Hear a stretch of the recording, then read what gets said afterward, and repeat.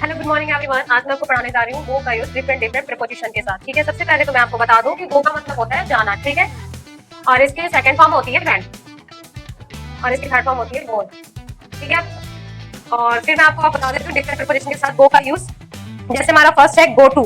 ठीक है, go to use होगा किसी प्लेस के लिए जब, ठीक है, जैसे go to sleep, go to school, go to pay.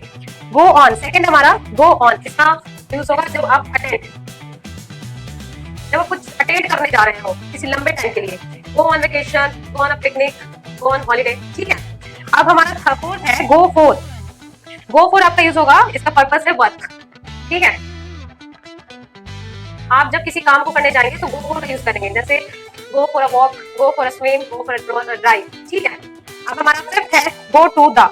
Go to the का यूज करेंगे आप जब किसी स्पेसिफिक प्लेस पे आपको जाना हो। ठीक है, तब यूज करेंगे जब आपको किसी स्पेसिफिक प्लेस पे जाना हो।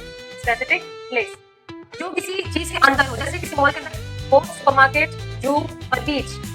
समझ में आ गया होगा, जब स्पेसिफिक प्लेस के लिए होगा। ठीक है, जैसे आपको ब्यूटी पार्लर जाना हो, टॉयलेट जाना हो, तो उसके लिए आप यूज कर सकते हैं go to the. Go to the. और हमारा लास्ट है गो टू अ।